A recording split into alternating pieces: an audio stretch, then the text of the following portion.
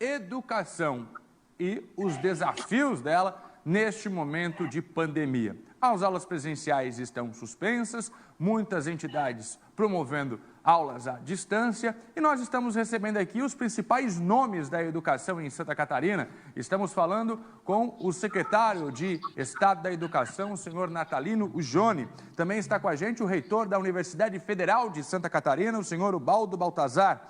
Também está com a gente o reitor da UDESC, a Universidade do Estado de Santa Catarina, Dilmar Bareta. Muito obrigado pela participação com a gente aqui no SBT Meio Dia.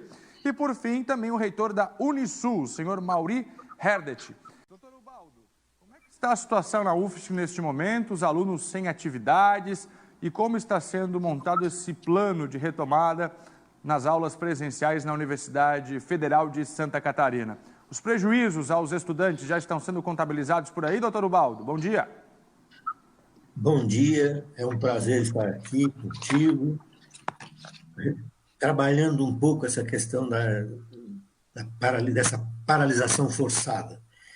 A Universidade Federal de Santa Catarina foi, até onde eu sei, foi a primeira que parou em função da pandemia.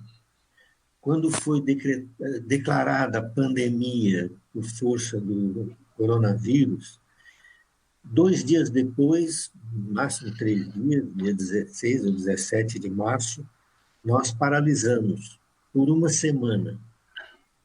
Depois renovamos e depois da terceira renovação, decretamos uma paralisação por prazo indeterminado. Paralelamente a isso, nós criamos um sistema de trabalho, uma forma de trabalho, através de subcomitês que começaram a verificar as condições, instituir as condições para voltar ao trabalho. É preciso destacar uma coisa muito importante. A Universidade Federal de Santa Catarina não parou, como muitos estão dizendo. Nós continuamos trabalhando, aliás, eu acho até que estamos trabalhando mais do que antes, porque nós precisamos dar conta de defesas de tese, defesas de dissertações de mestrado, bancas de titular para titular, pesquisas que não podem parar. Muita coisa a universidade continuou trabalhando, sim. Apenas no quesito ensino, nós tivemos que segurar por causa da pandemia.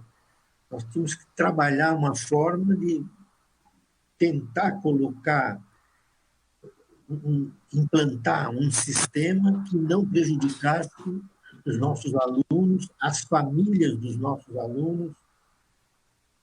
E é isso que nós estamos fazendo. São cinco comitês básicos que trabalham para levantar as condições para o retorno, um comitê científico composto por profissionais da própria universidade, virologistas, infectologistas, pesquisadores nessa área, liderados pelo professor Oscar Romero, um grande nome nessa área no Brasil, e que vem, de certa forma, nos orientando para escolher o melhor momento.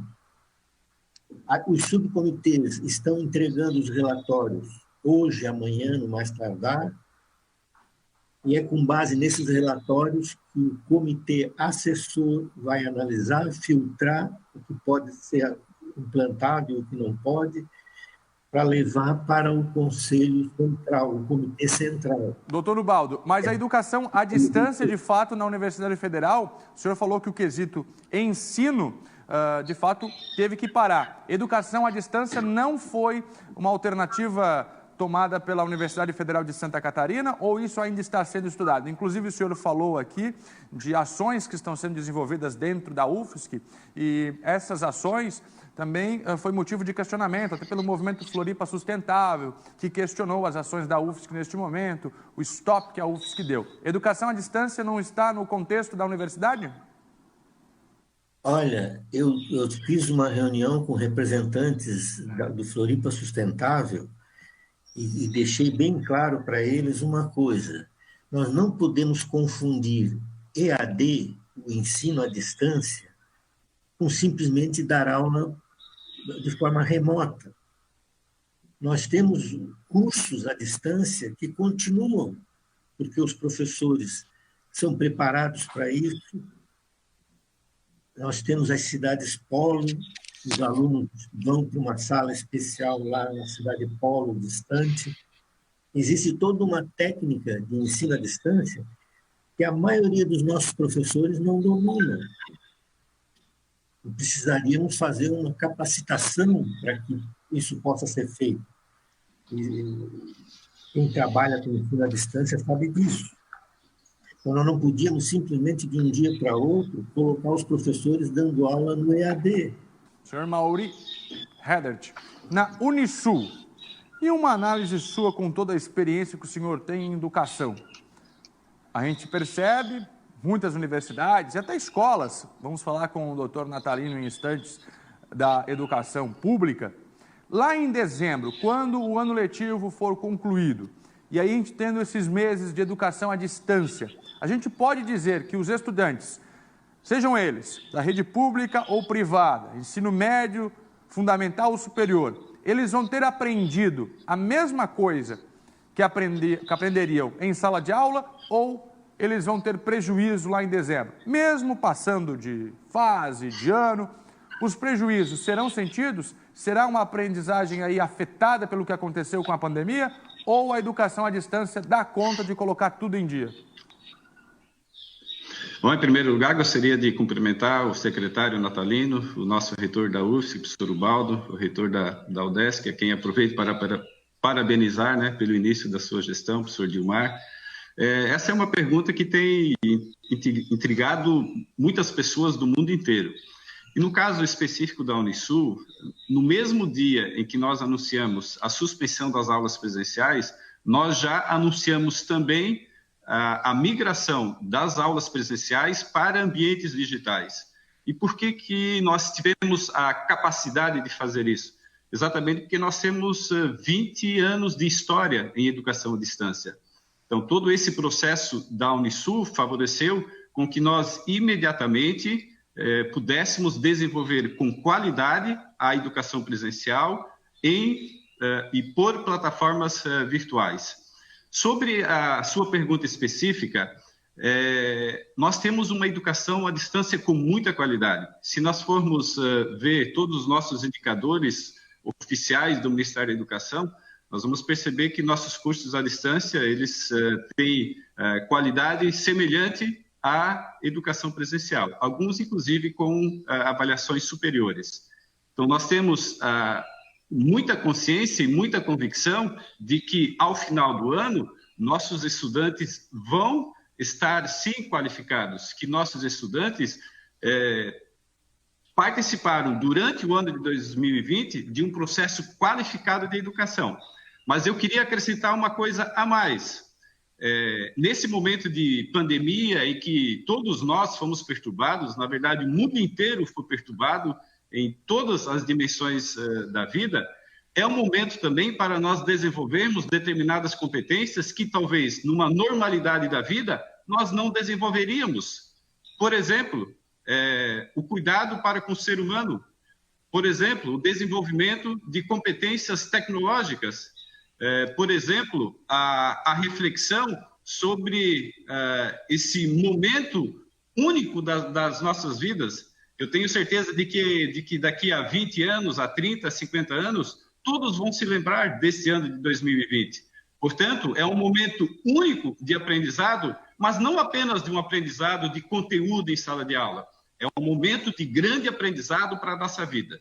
Então, isso também deve ser considerado como uma competência a ser desenvolvida durante esse processo pandêmico. Doutor Natalino Jone, o senhor que é o responsável pela educação catarinense, vou transferir a pergunta para o senhor. Os nossos estudantes da rede pública, lá em dezembro, mesmo com o boletim aprovado, vão ter prejuízos. Esses meses de educação à distância que o senhor projetou de forma muito brilhante e até de uma forma muito rápida, mesmo assim, com todo esse empenho, o senhor acredita que a educação vai ter sido lesada, os estudantes serão lesados por conta desta brecha que a pandemia proporcionou, ou não existirá prejuízo? Eu vou começar a minha resposta emendando na fala do reitor Mauri, que é o lado meio cheio do copo, não é? O que eu tenho dito é que, pela necessidade, nós fomos inseridos nesse contexto, e nós, quando eu falo nós, os profissionais da educação na rede pública estadual, tiveram que, muito rapidamente, dominar e se apropriar de um conjunto, de um aparato tecnológico, de hardware e software, que talvez nós levássemos anos para dominar essa tecnologia. E esse domínio não mais sairá da sala de aula. Então, quando nós retomarmos as aulas presenciais, nós vamos ganhar em qualidade na educação, porque todo esse aprendizado não mais será separado da sala de aula, porque os professores não abrirão mão disso e nem os alunos. Então, nós vamos ter ganhos na educação. Agora, especificamente na sua pergunta, né?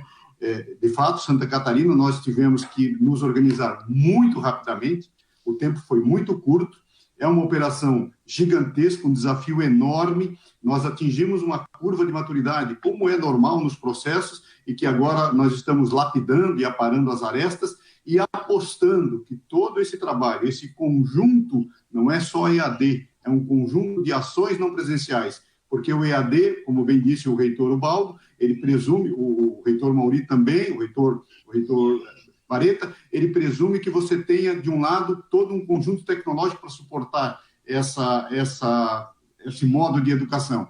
E quando você fala no ensino superior, já são os estudantes de um outro nível de maturidade, já são adultos, já têm consciência de todo esse processo, né? Não dá para pensar assim numa rede estadual, por exemplo, que tenha 18% dos alunos que não têm acesso à internet.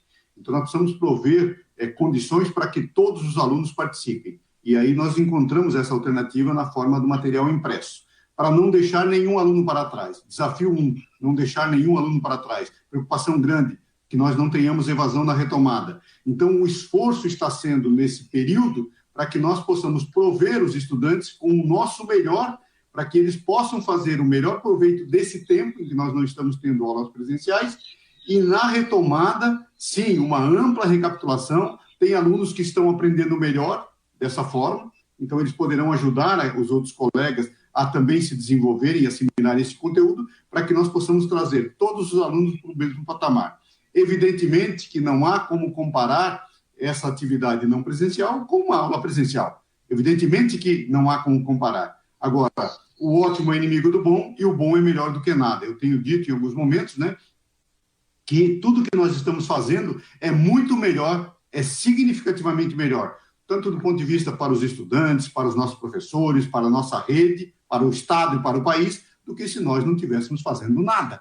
Vamos imaginar se nós não estivéssemos fazendo nada para ocupar esse tempo dos estudantes, para ocupar esse tempo dos professores. Com todas as dificuldades advindas, é mais do que natural que num processo dessa dimensão nós tenhamos dificuldades a superar, nós tenhamos arestas a serem aparadas. Agora, estamos trabalhando, sim, com a convicção de que daremos conta da nossa responsabilidade para com o ano letivo em curso e conciliando, evidentemente, o ano letivo de 2020 com o ano letivo de 2021. É possível que tenhamos que fazer recuperação em algum dia adicional, lá no mês de dezembro, uma atividade extra? Sim, isso não está descartado. E tudo isso está sendo gerenciado na forma que nós retomarmos as atividades, tudo isso vai estar sendo avaliado. Para vocês terem uma ideia, a avaliação formal dos alunos, dos estudantes, nós estamos orientando os professores para que a gente deixe de fazer depois que nós retomarmos, depois que fizermos essa ampla recapitulação. A nossa preocupação primeira é com a aprendizagem, com a qualidade da educação. Nós precisamos mostrar para a sociedade e para os órgãos de controle que nós fizemos o nosso melhor. Agora mesmo, finalizando, nós temos uma ação em curso, já está pronta para colocarmos na praça, de uma busca ativa daqueles estudantes que, por alguma razão, não estão participando. E uma curiosidade que é o número grande de estudantes é do ensino médio, quer dizer, aqueles já mais adultos. Então, nós estamos fazendo o chamamento a eles e aos pais para dizer-lhes, olha, esse período de atividades vai contar para o seu ano letivo. Então, faça a sua parte, porque nós, do lado de cá, estamos fazendo.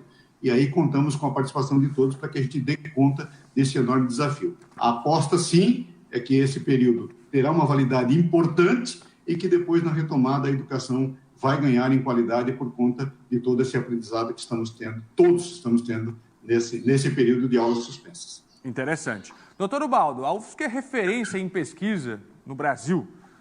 Qual vai ser o legado da UFSC em meio a essa pandemia? Como que os pesquisadores da UFSC, a comunidade acadêmica está colaborando, já que a UFSC tem, né, esse compromisso também com a comunidade, com a sociedade? O que a UFSC está desenvolvendo? Qual vai ser o legado da Universidade Federal para esta pandemia, ou pelo menos para o combate do coronavírus? Olha, uma boa pergunta. Nós temos um trabalho, uma pesquisa que foi concluída com a construção por parte de pesquisadores da universidade na construção de aparelhos para respiração, para atender de forma mais em conta a comunidade catarinense, a questão da saúde, o atendimento à doença da Covid. Isso foi notícia que mostra que nós não estávamos na pesquisa, não se parou. Estamos aprovando agora também um novo projeto, liderado pelo professor Fedrizzi, que vai trabalhar a questão de uma vacina baseada na vacina antipólio, para poder, quem sabe, aplicar para os pacientes afetados pela doença.